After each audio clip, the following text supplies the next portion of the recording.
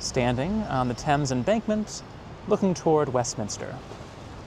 Cleopatra's Needles are the two obelisks, one in New York and one here in London, which stood for almost 2 millennia in the harbor of Alexandria, framing the entrance to a temple of the Roman emperors. The history of these obelisks goes back, however, to the New Kingdom of Egypt, when Tutankhamun III erected them in the sanctuary of Ra at Heliopolis.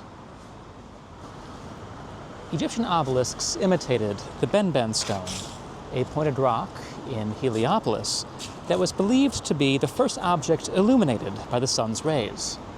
They were solar symbols, analogous to the pyramids, and were often set up in pairs by New Kingdom pharaohs before the pylons of major temples. Only a few obelisks still stand in their original positions.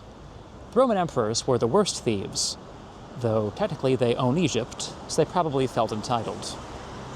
They moved no fewer than 13 obelisks, almost half of all the pharaonic obelisks now in existence, to the city of Rome.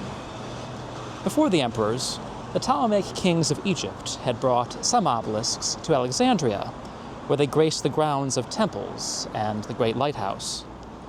The obelisks, later known as Cleopatra's Needles, however, were not moved to Alexandria until 13 BC, when Augustus imported them from Heliopolis. This wasn't the first time the obelisks had been appropriated. Only 2 centuries after their initial dedication, Ramses II had claimed them, having his royal titles carved alongside those of his predecessor. Augustus brought the obelisks to Alexandria to decorate the Caesareum. Begun by Cleopatra to commemorate Julius Caesar, this sanctuary was made a center of the imperial cult by Augustus. It vanished in late antiquity. The 2 obelisks, however, remained. By the 19th century, the obelisks had come to be known as Cleopatra's Needles. One of the needles, which had fallen in a medieval earthquake, was promised to the English by Muhammad Ali in 1819. It wasn't moved, however, until 1877, when a wealthy English doctor agreed to cover the costs of transportation. The obelisk was inserted in a custom-made iron cylinder, nearly 100 feet long, which was dubbed the Cleopatra and towed by a steamship. Ship and cylinder were caught in a storm in the Bay of Biscay.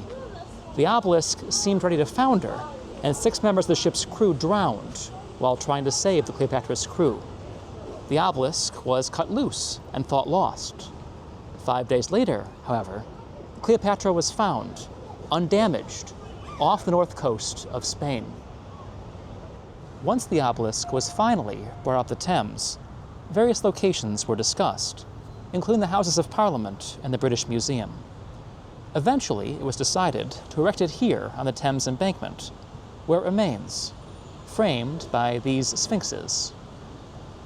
The obelisk was threatened by German bombs in both world wars. A bomb dropped nearby in 1917 damaged the pedestal of this sphinx. But it remains in place, in its 3rd location and 4th millennium, still catching the sun.